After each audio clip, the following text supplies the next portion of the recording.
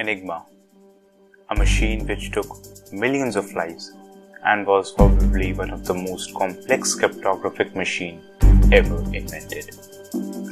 During World War II, German soldiers used to communicate with each other, thereby encrypting their messages with an Enigma machine. Let's say that if Group A wants to communicate with Group B, they just can't simply send their messages and mail it to Group B, because then their messages can be leaked by allies to win the war. So an Enigma machine works like this. You type in a message and it comes out gibberish, making it impossible for anyone to crack it. So you may say that if you have an Enigma machine, you can crack the encryption. Absolutely wrong. Having an Enigma machine doesn't solve the problem at all. Because to break the Enigma code, you would have to know the setting of the machine from which the actual message was sent. And a single Enigma machine can be set up in many different ways. How many ways, you may ask? The answer is right in front of your screen. 158 quintillion, 962 quadrillion, 555 trillion, 217 billion, 826 million, 360,000 ways to set up one single machine. So if you have 10 men checking one Enigma setting a minute for 24 hours and 7 days every week, it would take them 20 million years to check every single setting. And to make things even more simple, the German army changed Enigma setting every day. So let's see how an Enigma machine actually works. First of all, you must notice the rotor positions.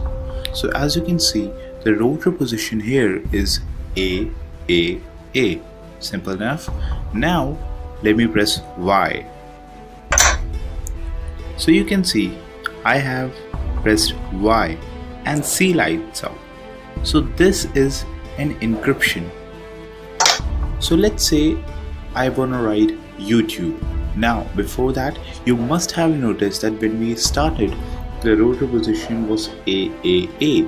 Now the rotor position is AAB, because every time you press a button, a rotor shifts from its original positions.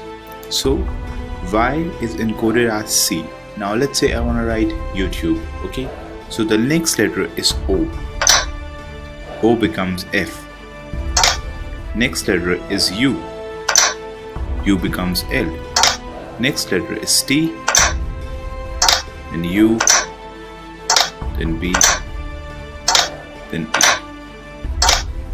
Now, as you can see, that YouTube is encoded as CFLDJGQ. This is the encryption of YouTube when the rotor positions were A, and A. So, if I go back to the rotor position AAA, now if I write CFLDJGQ, it becomes YouTube. See, that's how the Enigma code actually works.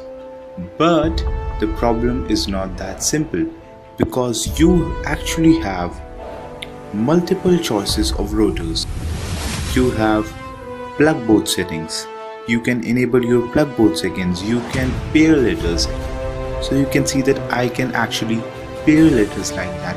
So this actually produces a million possibilities for you to encrypt a message. So actually finding out these settings were so difficult. But there was one flaw with Enigma also. In Enigma, every letter can become every other letter. This is the complexity with Enigma. But what is the flaw? The flaw is that a letter, listen to me carefully, that a letter never become itself. So If I press D,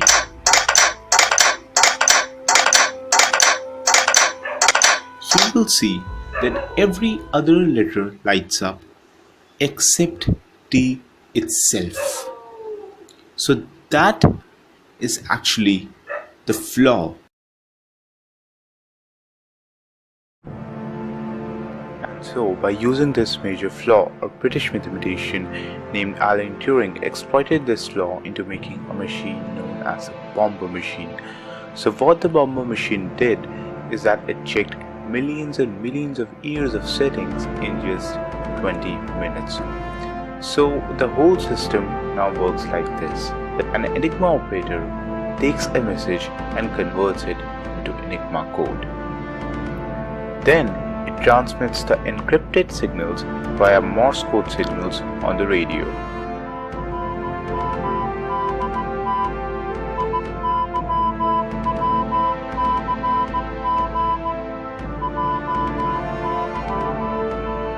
The Allies got these messages from the Morse code radio signals.